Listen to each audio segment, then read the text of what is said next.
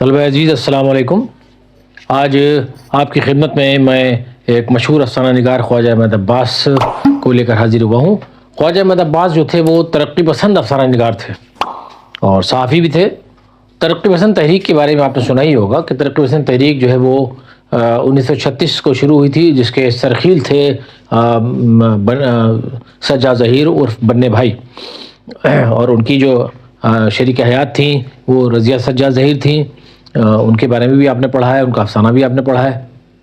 اور جو ہے وہ میں آپ کو خواجہ احمد عباس کے سلسلے میں آج کچھ پڑھا دوں۔ ان کا افسانہ ہے کھدر کا کفن۔ کھدر کا کفن میں اس سے پہلے کہ پڑھاؤں، کچھ آپ کو خواجہ احمد عباس کے حوالے سے بھی گفتگو کر لیتا ہوں۔ خواجہ احمد عباس کے بارے میں ہم آپ کی کتاب سے پڑھانا شروع کر رہے ہیں۔ خواجہ احمد عباس سب سے پہلے ہم لکھتے ہیں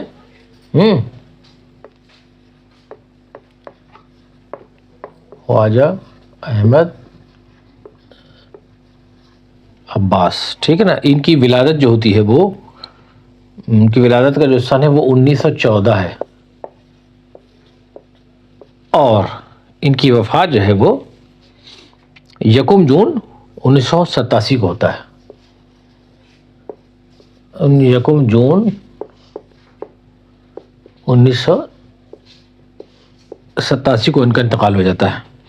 خواجہ احمد عباس سن 1914 میں پانی پت میں پیدا ہوئے، اور علی گڑھ یونیورسٹی سے BA 1933 اور LLB 1935 میں کیا۔ یہ 2 ڈگریاں انہوں نے حاصل کی۔ طالب علمی کے زمانے سے صحافت سے وابستہ ہو گئے۔ صحافت آپ کو بتا دیں بیٹا، جرنلزم کو کہتے ہیں۔ صحافت کسے کہتے ہیں؟ صحافت کہتے ہیں وہی ماس کمیونیکیشن اور جرنلزم، ٹھیک ہے نا۔ اخبار نویسی جسے کہتے ہیں،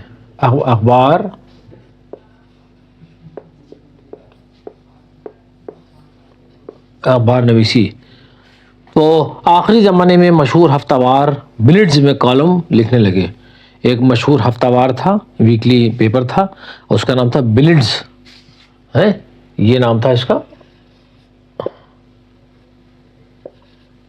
وہ بلڈز میں جو ہے وہ کالم نویس ہو گئے۔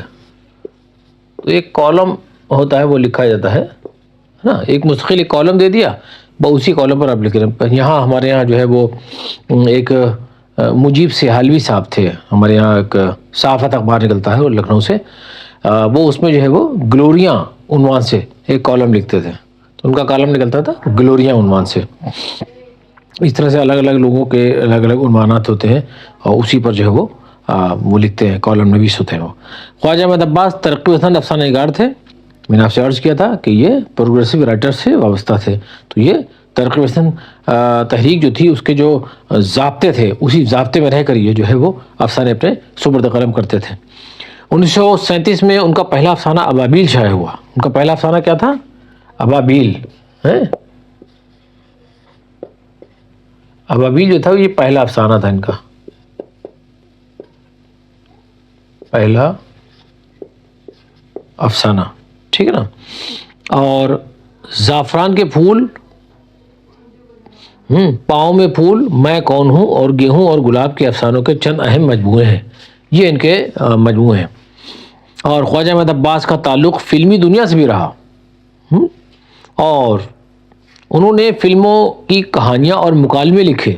مکالمے کا مطلب ہوتا ہے ڈائلاگس، فلمی ڈائلاگ جو ہوتے ہیں وہ بھی انہوں نے لکھے، اور خود بھی کئی فلمیں بنائیں، جن میں نیا سنسار، دھرتی کے لال، آوارہ، 7 ہندوستانی ایسی فلمیں ہیں جنہوں نے ہندوستانی فلموں کا معیار بلند کیا، اونچا کیا۔ اور 1968 میں حکومت ہند نے انہیں پدم شری کے اعزاز سے نوازا۔ اور خواجہ احمد عباس کا انتقال 1 جون 1987 کو ممبئی میں ہو گیا ہے۔ کہاں ہوا تھا ان کا انتقال؟ 1 جون 1987 کو ممبئی میں، ٹھیک ہے نا۔